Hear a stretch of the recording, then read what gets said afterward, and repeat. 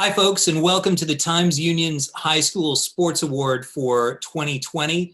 I'm Casey Seiler, and I became the editor of the Times Union in February, just a few weeks before the world, as we knew it, took the swerve that results in our celebrating this year's top crop of the region's young athletes right here in my attic and your kitchen or your living room. This is quite literally the best dressed that I have been in 3.5 months. I am also a parent of a former Times Union Sports Award honoree. My son, Ben, pitched for Albany Academy and now plays for Siena College. Go Saints. His team was pulled off the road in the second week of March and, of course, exiled from campus to do what they could to stay fit physically and mentally. So I have quite literally been living with the same kind of disappointment and frustration that many young athletes have felt over the last couple of months. 3 months into this crisis, I'm sure we are all very tired of words of encouragement, but I will risk a few more that I think are appropriate to this evening. We should all remember, of course, that the athlete's path, like those of everyone lucky enough to find something that they love to do, is the process of learning a discipline, sticking with it, and using it to overcome the sort of reversals and roadblocks that life can throw in our way. It takes fortitude and no small measure of faith and courage. And as a bonus, you usually get to do it alongside people that you care about. So, having said that, let's get started for what I know will be a very lively program, which is being presented tonight with the support of our sponsors. Our presenting sponsor, Berkshire Bank, has been our partner in this endeavor every step of the way since this event began 3 years ago. Let's hear a short message from Jim Morris, the regional president of Berkshire Bank, as he congratulates all of tonight's winners. Hi there, I'm Jim Morris with Berkshire Bank. We're privileged to be the sponsor, third year running, for the Times Union High School Sports Awards 2020. Why do we do this? Because of you. We were amazed by your work ethic, your discipline, and the teamwork that you guys demonstrate in order to keep up with grades, keep up with sports, keep up with social life, etc. This year in particular with the COVID-19 pandemic has made it extra challenging, but you've stepped up to that challenge and we recognize that. So thank you. Enjoy tonight, stay humble, and thank your coaches and your families and your friends for being your support system up until now. And trust that these traits that you've demonstrated will carry far into the future and serve you well in life. So enjoy tonight, and thank you. Thanks to Jim and everyone at Berkshire Bank. I'd also like to recognize our other sponsors, Denoyer Chevrolet and Albany Chiropractic and Physical Therapy. Thank you as well for your support. And now it gives me great pleasure to introduce tonight's VIP, Saratoga Springs' very own Dottie Pepper. Like all of you, Pepper was recently honored by the Times Union, in her case as part of our Mount Rushmore series honoring the region's all-time greats, where she was figuratively chiseled in stone alongside boxer Mike Tyson, hoops coach Pat Riley, and football great Ernie Stautner. Pepper joined the LPGA Tour in 1988 and won 17 official events, including 2 major championships, the 1992 and 1999 Nabisco Dinah Shore tournament. Her 19 under par finish, and yes, I had to double check that because I was sure it had to be a typo, in her 1999 victory stood until just about 4 or 5 years ago as the lowest score in relation to par in a major championship. And I will note at this point that Dottie corrected me when I was running through this introduction just a couple of minutes ago. She topped the money list in 1992 and finished in the top 10 in 10 of 11 seasons between 1991 and 2001. She retired in 2004 and the next year began working as a golf broadcaster for NBC and the Golf Channel. She has also worked for ESPN and currently is the lead on-course reporter for CBS and is covering this week's event in Harbortown, South Carolina, where she joins us. Dottie is going to make a few remarks and then she'll be joined in conversation by our outstanding sports editor at the Times Union, Bill Douglas. If any of you have questions for Dottie, please post them in the chat for later on in the conversation. Dottie, thanks so much for joining us, and please take it away. Casey, thanks. It's really cool to be with all of you, and I want to thank the Times Union for being so committed to doing a special evening like this for people who, it takes a special effort, a special commitment to be a student athlete, and just to know that we appreciate all of you. And as a subscriber, I'm particularly pleased that I've been asked to join all of you. As an alum of Section 2 athletics and how it set my career, my ability to go to college on a scholarship on a remarkable trajectory. I know for some of you, this is your last day of school, and the seniors who missed their final spring season that you'd worked so hard for, many fall qualifiers for state championships that would be held in the spring, wiped off the map. And I must point out how pleased I am, how proud I am of what this section did, putting girls golf back on the map, and for the first time having our section be able to have a representatives plural go to the state championship. Well, it didn't happen this year, but so much great things have happened over this last decade, and moving that mission forward, that next year will be even more reason to celebrate. So we are back to work at CBS Golf, and it was an emotional look back last week at where things stopped, what it took to get things back up and running, and to be a part of that on the ground was something that I certainly will never forget. And as I look back at these weeks that we've really been shut down, for me, it really started March the 7th. I was skiing with my family up at Whiteface and realized on the way back home that things were going to be a lot different very quickly. And by the end of the week, the following week, we knew how serious this situation was. But I think there are 4 words that kept me going through all of it. And I wanted to share some of those with all of you as you're looking forward to a future that might be a little unclear and certainly more challenging than you had thought it might be. And first, at the very top of the list is attitude. The world around you is kind of spinning. It's spinning for all of us. And you might feel like you can't control it, but what you can control is your attitude, how you look at this as a challenge, as something that you can and will overcome. I think it's natural to feel a little bit wronged, to feel a little bit angry, to feel let down.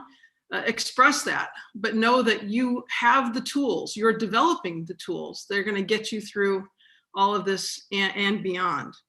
I think another word that we can all really remember is pivot. I've seen so many people do things that they never thought they would be doing, and with tools that they never really thought they had. We've seen people here on the ground at CBS working the jobs of 3 and adding to their skill sets, and knowing that, wow, this was really hard, but I got better as a result of it. Think of how many corporations really stopped doing what they know they can do, what they've been doing in business for so long, and started making ventilators, started making face masks. You have distilleries making hand sanitizer. People have figured out how to make humanity better, and you can be part of that.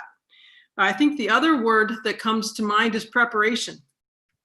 Be prepared to hit the go button when you're asked to. It's so easy to kind of slack down and realize, oh, well, it's going to be a while before things really get geared up. And then all of a sudden, like last week when the governor said, okay, you can reopen restaurants. Wait, what do you mean? Be prepared for the positives and know that you're going to come out of this much, much better. We had that here at CBS. We didn't know when golf was going to return, but when it was announced, we weren't sitting on total red zone. We were sitting kind of in that yellow zone. And it's a lot easier to get up and go from yellow than it is from a dead red stop. I would think also kindness, as this world has been through this pandemic is in this pandemic, and what we've also seen across this nation and now across the world with the racial injustice. Remember the word kindness, because you just never know what somebody else is going through, what might be happening away from what you see face to face with that person. We're all equal human beings, and it's important to remember that. I know there have been people at CBS that you thought were as strong as anybody that I would ever have known, but behind the scenes, they were really hurting, and be aware of that. It's an emotional time for all of us, and be aware that it's okay to show that through. And lastly, I think collaboration, I lied, I put in 5. Collaboration through all of this, coming back into the world of live sports, has been amazing. You talk about competing properties, NBC, Golf Channel, CBS, ESPN, we're all day to day kind of siloed, and we're all out for our own better ratings of putting on better programming. We all came together to figure this out and get sports back up on television, a place where people can unite, can take a deep breath and say, oh, that's a little bit of normal. When we went on the air last week, we had announcers in the Golf Channel studios. They're a direct competitor, but we all figured out how to get the PGA Tour back on live television, and people spread out literally across the world. Technology's been able to bring a lot of people together. You can get that digital overload, of course you can, but look at the positives of all of this, and what people, when they are pivoting, when they're being positive, when their attitudes are can instead of can't, what the positives can bring for all of us. I encourage you guys to really look at this summer as a chance to reset, a chance to get better, to be better to people.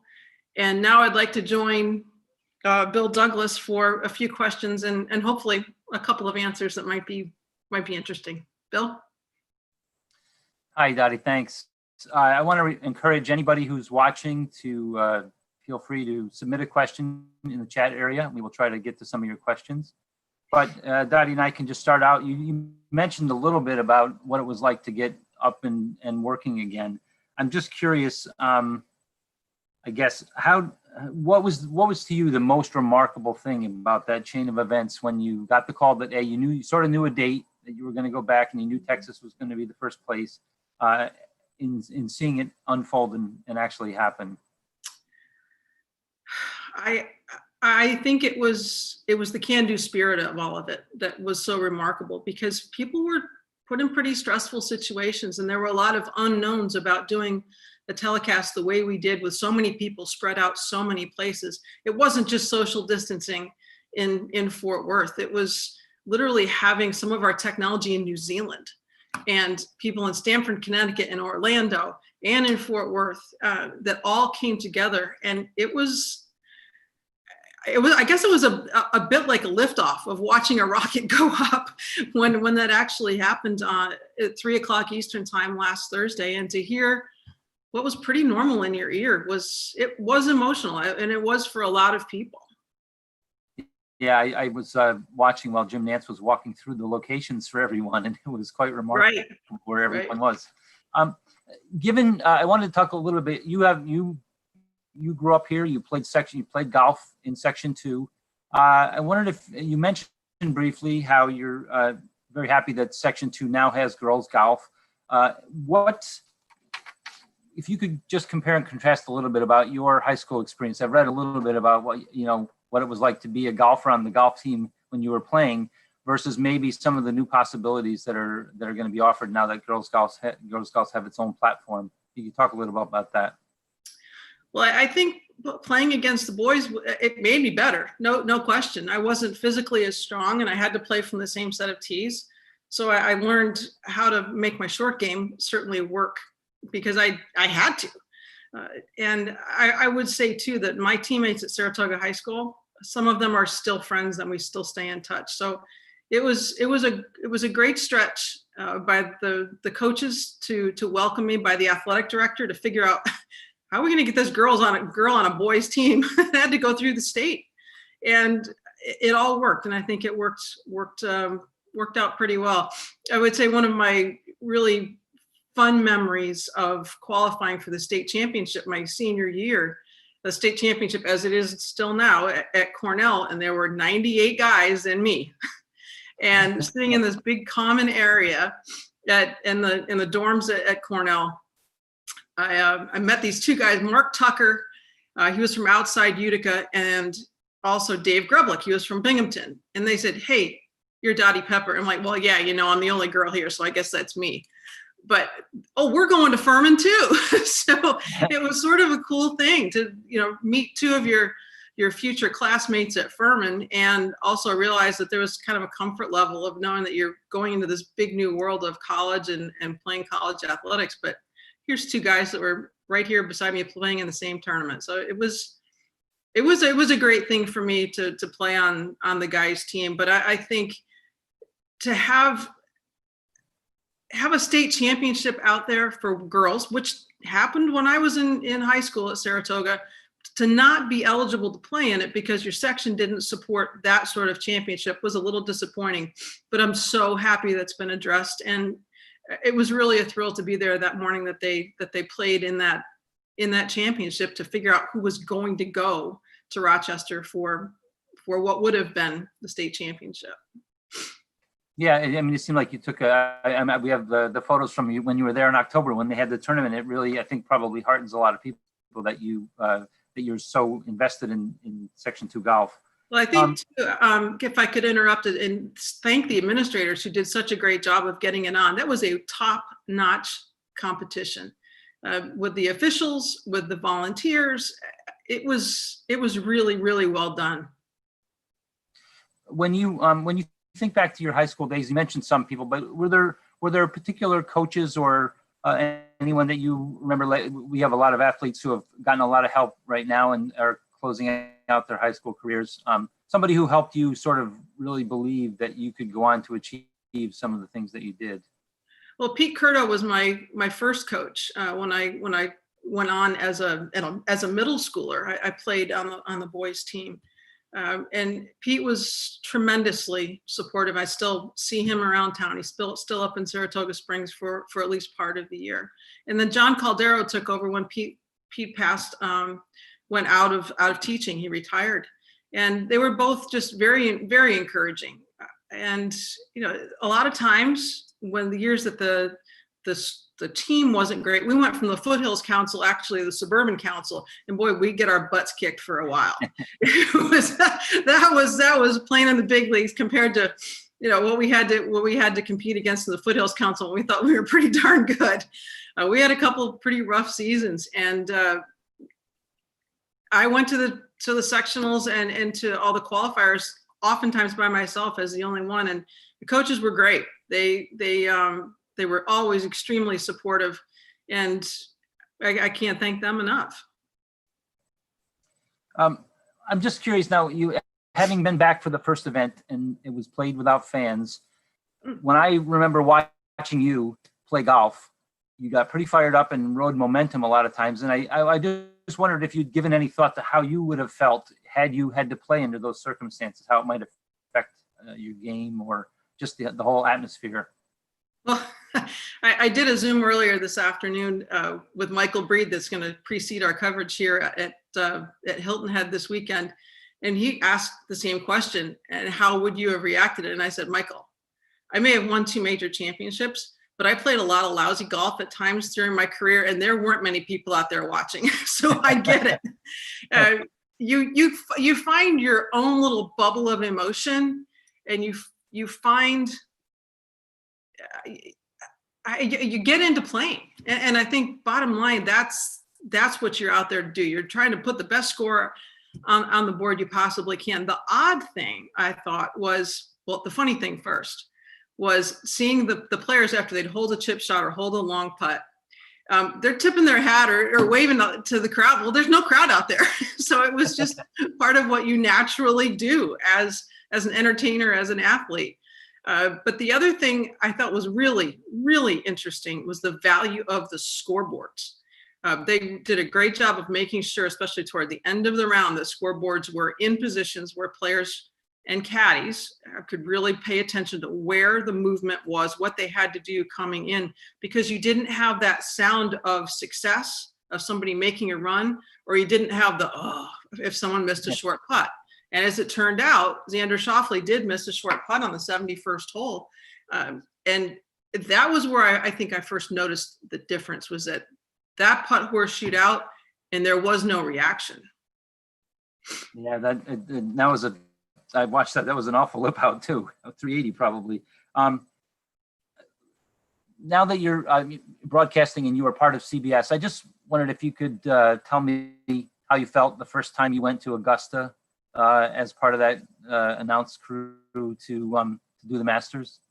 Well, I had been to Augusta for the first time in 1987 and went just as a patron. I had won the Lady Paladin, our home tournament at Furman University the day before, and a friend had an extra ticket and said, you know, would you like to go? Well, there's a sleepless night. You bet I will. And then I actually worked for ESPN during studio shows leading into starting in 2014 was my first studio on site for the Masters, and loved that. But to get the call from CBS and to be able to do it live, sitting in the 13th tower, it was a lot of stress, to be honest with you, to be the first woman to be in a position to do that sort of coverage at the Masters.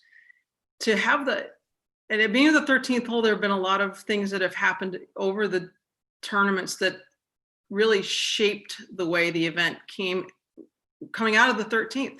So you needed to be aware of the history of things that had happened at the 13th. It's a golf course in a tournament that just about everybody kind of knows about, even if they're not golfers.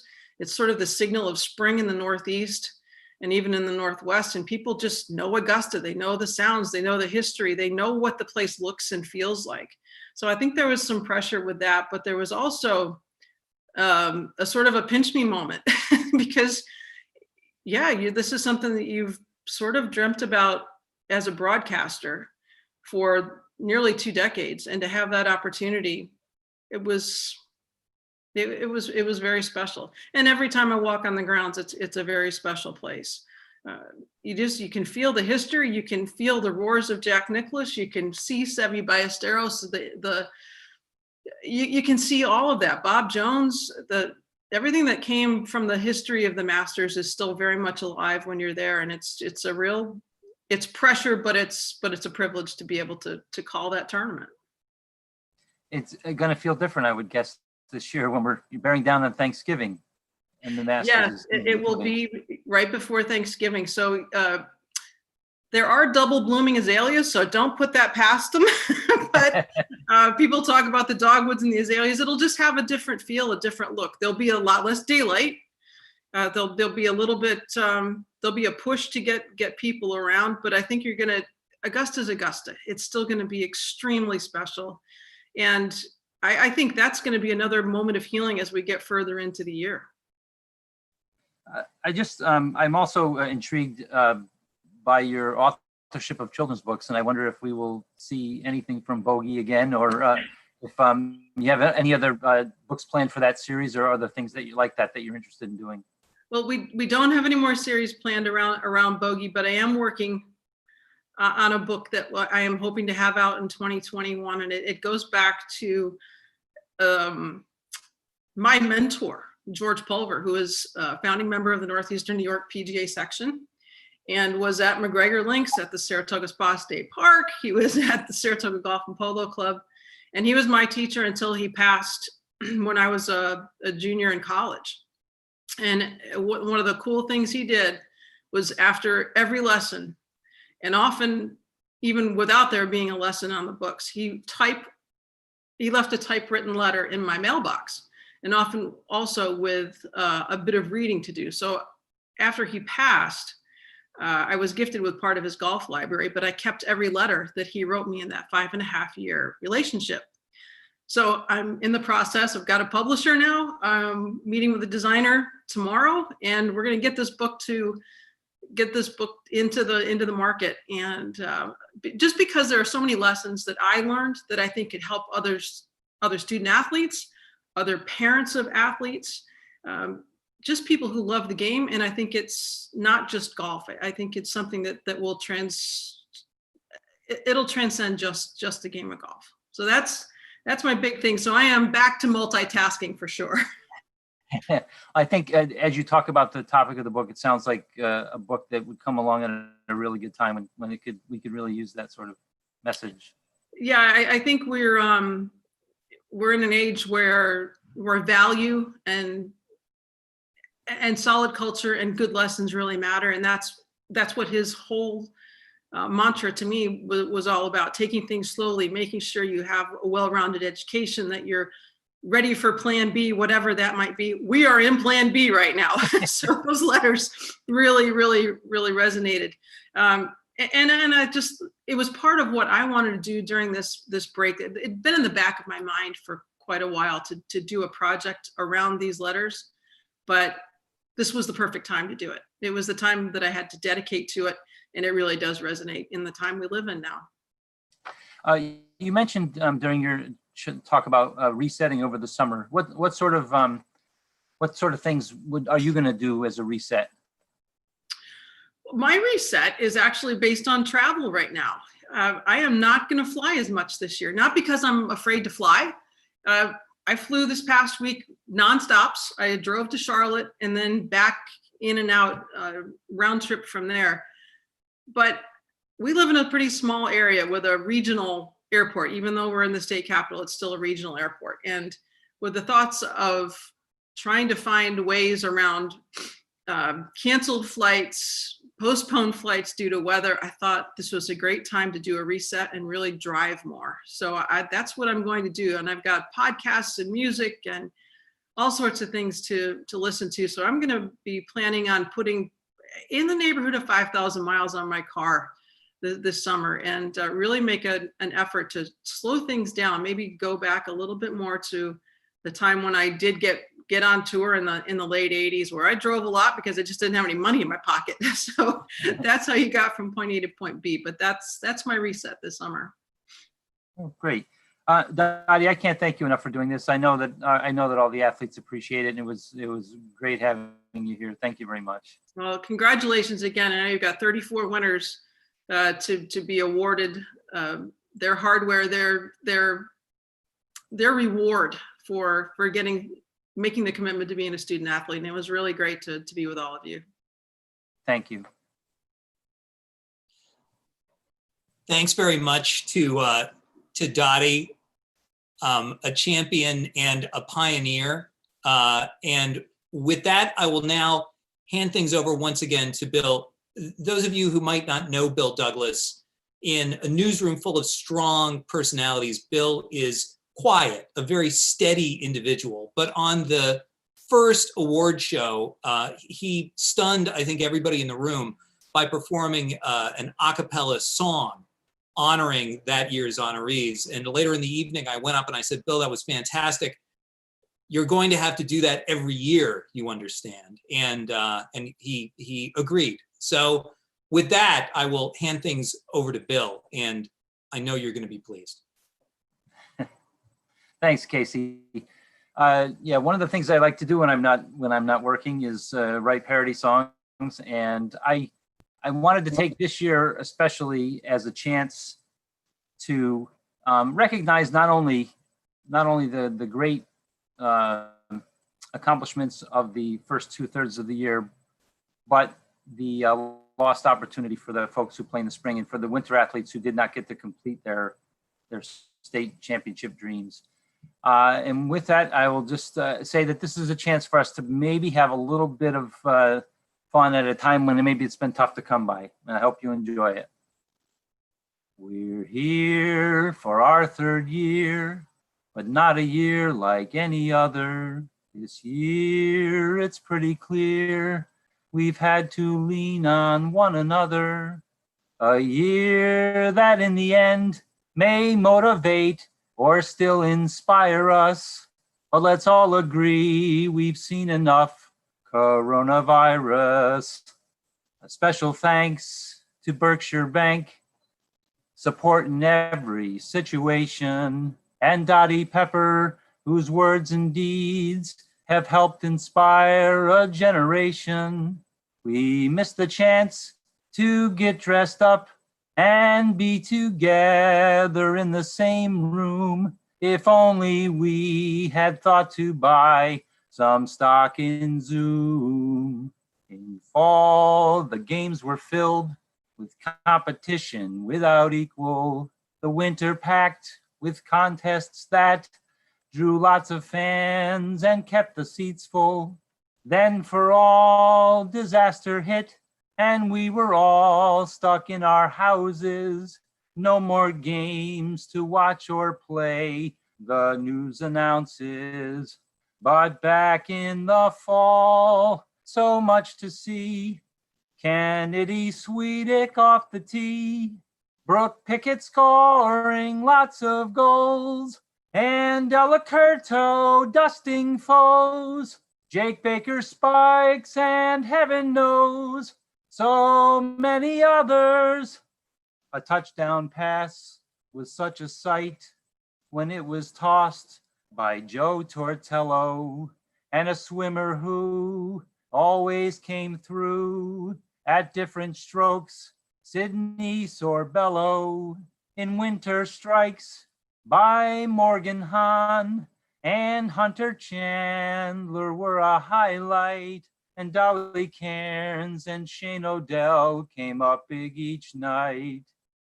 So many stars to recognize, like Sophie Phillips and Andre Jackson, and Hannah Klingbeil on her skis, her slalom races full of action. And through the air, Shane Racy flies, best in the state, that's in the pole vault. Now we all wait for COVID-19 to come to a halt. Until the chance we meet again and reunite family and friends to play our games and watch them too. Meetings like this we'll have to do, but here's to finally seeing you at next year's TUEs, presented by Berkshire Bank, FDIC. Thank you.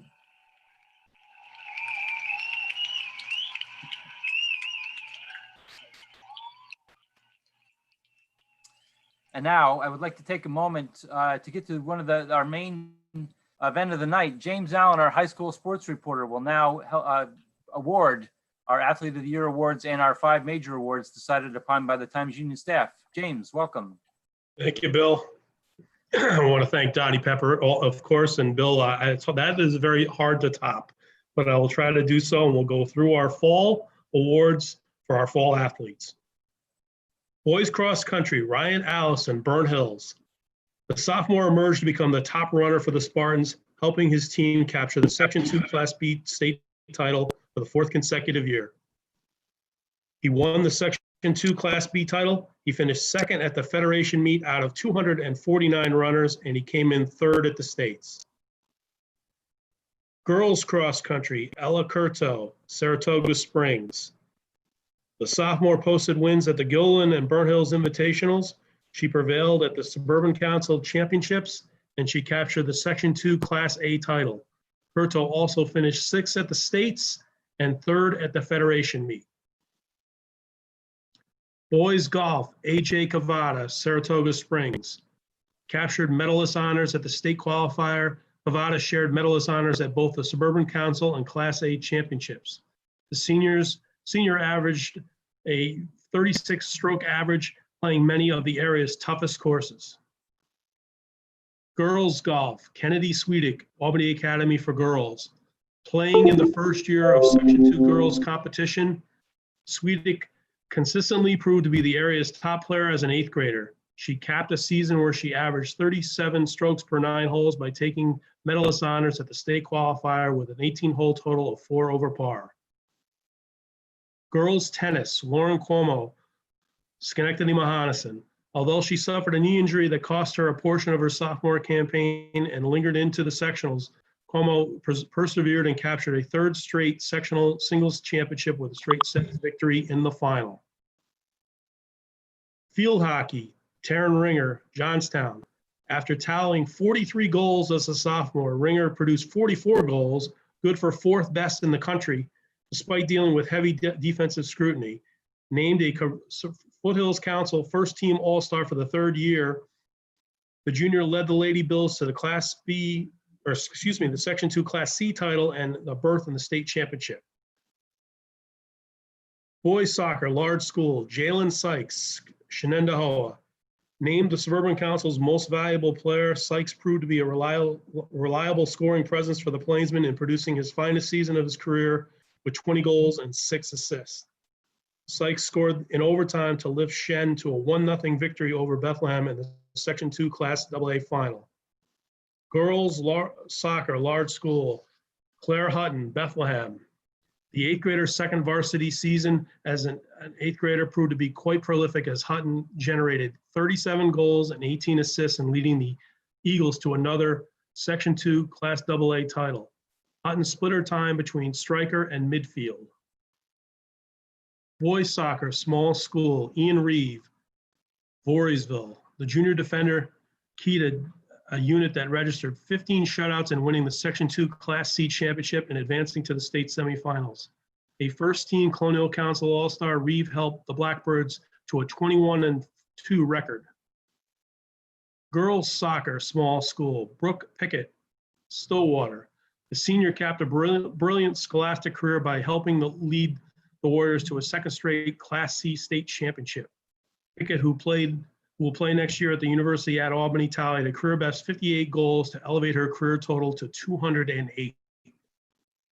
Boys volleyball, Jake Baker, Burnt Hills. The Suburban Council's most valuable player for the second consecutive year, produced 339 kills, 215 aces, and 167 assists as an outside hitter for the Spartans. Burnt Hills won another sectional title and finished 20-4 overall. Girls volleyball, CARLIE RZESZOTARSKI, Burnt Hills. The sophomore earned first-team All-State plaudits and All-American honors as one of the nation's premier sophomores. RZESZOTARSKI, who produced 523 kills, 278 digs, and 52 aces overall, delivered 19 kills and 13 digs in the Class A state final and leading the Spartans to their program's 7th state championship. Girls swimming, Sydney Sorbello, Bethlehem. The senior led the Eagles to their first sectional title since 2007, producing all-around excellence.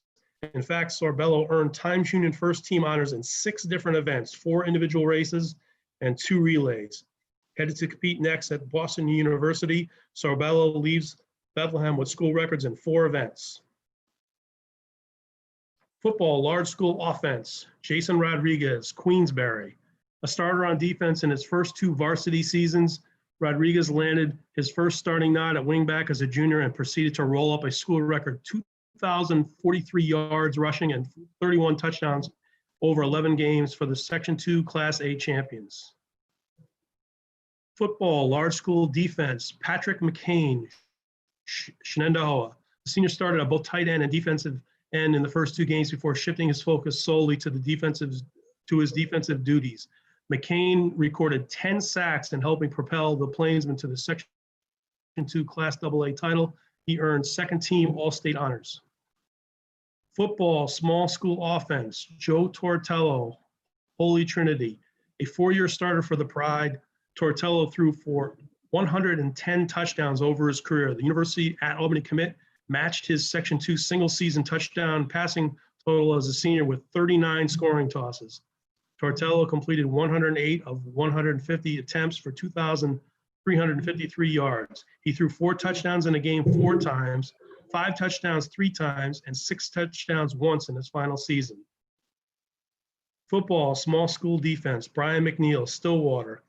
The senior fulfilled a career-long quest to lead the Warriors to their first sectional title. McNeil started at tackle on offense and linebacker on defense, a new position. The 3-time Times Union first-team All-Area selection, McNeil earned Class C first-team plaudits and will play next year at RPI. And now for our honorees, For the winter season, hockey, Justin Shenelly, Bethlehem, the driving force behind the Eagles capturing a third consecutive Section 2 Division I title. Shenelly recorded a hat trick at Union College in Bethlehem's 3-2 title triumph over Saratoga Springs. The team went on to upset top-ranked Suffern 1-0 in overtime in the regional final, and then was unable to complete a state championship mission in Buffalo due to the coronavirus pandemic. He did score 27 goals and tally 25 assists in 22 games. Girls indoor track, Mia D'Ambrosio, Chalmont, and an indoor season that featured impressive wins at the Eastern States Championships, sectionals, and then the state qualifier. D'Ambrosio registered her first state title in the 55-meter sprint at Ocean Breeze Complex. Headed to compete next at North Carolina State, the senior also finished 7th in the 300 at the state championships. Her winning time in the 55 was the 4th best in the nation this year. Boys indoor track, Shane Racy, Ravenna, winning the 2018 state outdoor title in the pole vault proved to be an omen of good things to come during the winter, where Racy eclipsed the Section 2 record twice within a week at the University at Albany. The senior, who will compete next at Cornell University, never found the Ocean Breeze Complex to be his favorite venue. Despite that, Racy earned the state title at that venue with a winning effort of 16 feet 2 inches. Boys swimming, Bryce Henkel, Albany Academy. The junior standout already owns 14 of 20 cadets records in swimming. This winter, he captured Section 2 Division II titles in the 200 and the 500 freestyles. Henkel then claimed a state title in the 100 butterfly with a Section 2 record time of 49.43 seconds. He was named a Times Union First Team All-Star in 3 events. Gymnastics, Sophia Damiano, Saratoga Springs, earned the Section 2 all-around title, including setting new records in the balance beam and the vault. At the state championships, Damiano established a Section 2 record in the vault with a score of 9.475, finishing 5th in the event and 15th overall in the all-around competition. The junior helped the Blue Streaks earn their 19th consecutive Section 2 championship. Boys bowling, Hunter Chandler, Saratoga Springs. A model of consistency for the Blue Streaks, Chandler averaged a league best 223 pins per game and earning another league MVP award. The senior also rolled a pair of 300 games and produced an 800 triple. Chandler garnered Times Union First Team honors 3 times in his career. Girls bowling, Morgan Hahn, Columbia. Senior star averaged 197 pins per game to top all Suburban Council competitors. She altered her approach, going from 3 steps to 4 steps, and produced quality results for the Blue Devils. Columbia finished 4th at sectionals, only 78 pins behind eventual champion Schenectady. Girls alpine skiing, Hannah Klingbill, Schuylerville, the Times Union Alpine Athlete of the Year in 2018, 2019, and 2020. Klingbill capped her scholastic career at Bristol Mountain by finishing 1st in the slalom and 6th in the giant slalom at the state championships, claiming the combined overall championship. She also claimed a state slalom title in 2018. Girls Nordic skiing, Madison Rillier, Mayfield, finished 2nd at the state in the individual race, yet claimed the overall title with her work in the relays. Rillier also won the Section 2 championship, not bad for an athlete who came to the sport as a 7th grader in order to stay in shape for running. Boys alpine skiing, Hunter Montgomery, Queensbury. The senior overcame a back injury suffered during the football season to compete. Despite curtailing his training schedule, Montgomery claimed a state title in the slalom and finished 3rd in the giant slalom at Bristol Mountain, winning overall state the combined championship. Boys Nordic skiing, Nick Logan, Queensbury.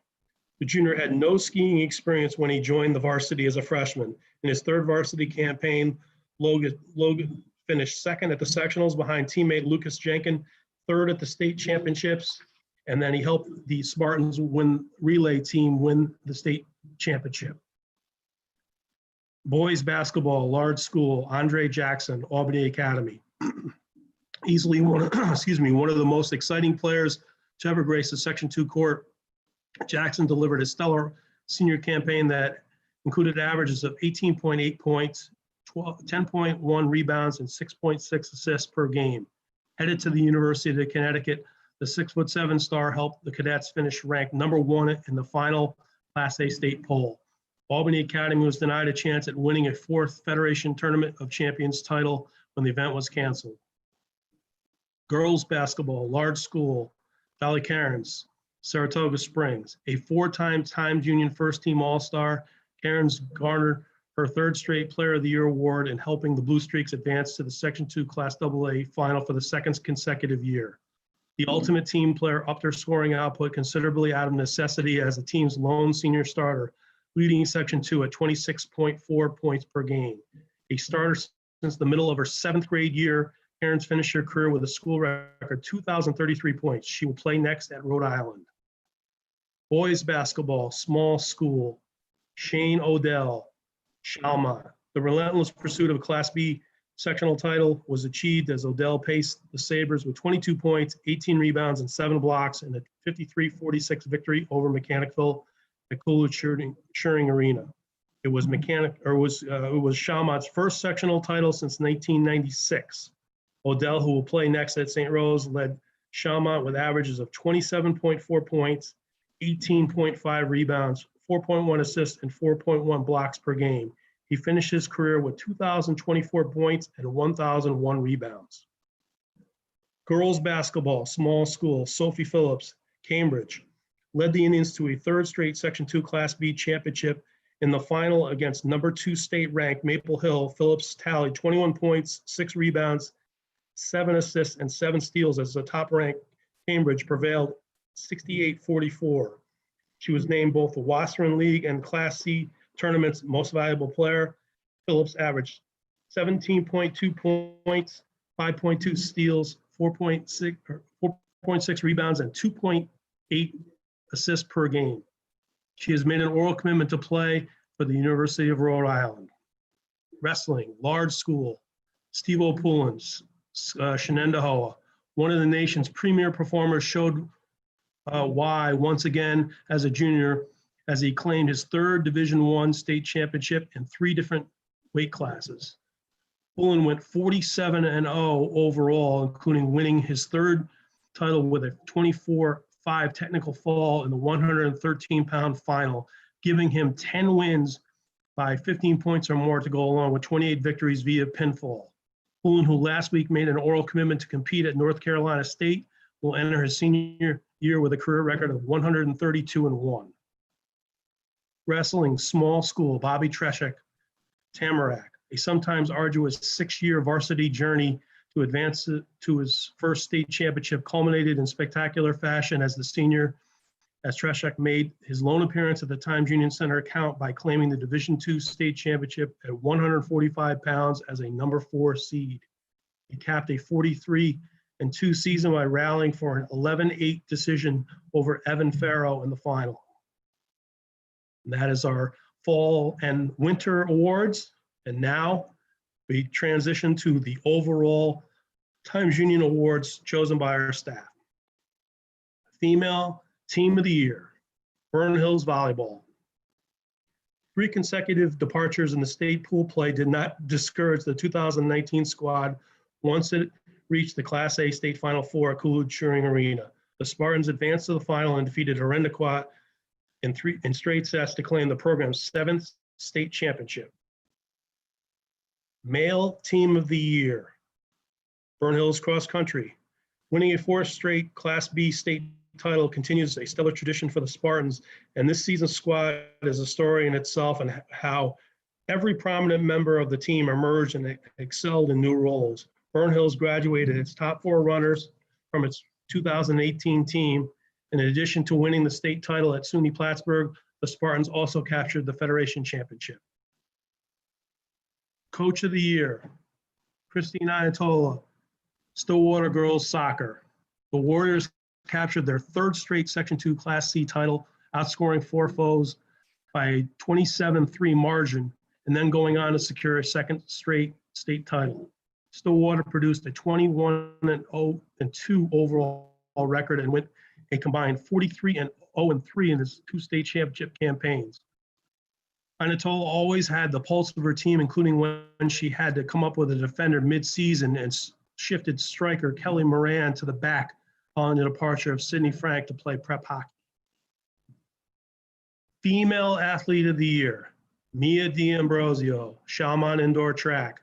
The senior showed why she is one of the nation's premier sprinters after producing a monster indoor season for the Sabres. D'Ambrosio scored wins at the Spire Scholastic Showcase in Ohio, the Eastern State Championships, sectionals, and of course the state qualifiers. Senior then culminated her season by capturing the 55-meter dash in a time of 6.95 seconds at the 55-meter state final, good for the 4th best time in the country. Male Athlete of the Year, Steve-O Poulin, Shenandoah Wrestling. An equal opportunity dominator, Poulin captured the 99-pound Division I state title as a freshman, the 106-pound Division I state title as a sophomore, and the 113-pound Division I state title as a junior. He will enter his senior season sporting a career record of 132-1 after going 47-0 in his 3rd varsity campaign. Poulin scored 28 pins, 25 of them coming in the first period, and he had 10 victories by technical fall, wins that were by 15 points or more. And that is all of our awards. I congratulate all of them. I thank everybody for their participation in what is obviously a very difficult time. I'm going to hand it back over to Bill.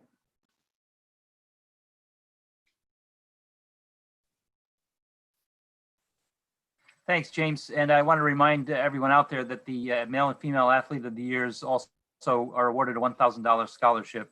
And I would like to let everyone know that in tomorrow's Times Union, we have a 24-page high school sports award section, which includes some of the information you've seen tonight, and also includes a 2-page tribute to the seniors who did not get to play this spring. That's available tomorrow. And with that, I will give you back to Casey Seiler. Well, thanks a lot, Bill, and thanks a lot to James. I'd like to take this opportunity to thank our entire sports department, which has been doing incredible work keeping our daily report lively and informative throughout this near total shutdown of competition. Once again, thanks to this evening's sponsors, Berkshire Bank, Denoyer Chevrolet, and Albany Chiropractic and Physical Therapy. And finally, I'd like to thank any of those watching who subscribe to the Times Union online or in print. Your support sustains our journalism now more than ever, and we are very grateful for the chance to tell the stories of these championship young athletes and the rest of what happens in this great region of ours. Congratulations to all the winners once again. Everybody, please have a great night and stay well.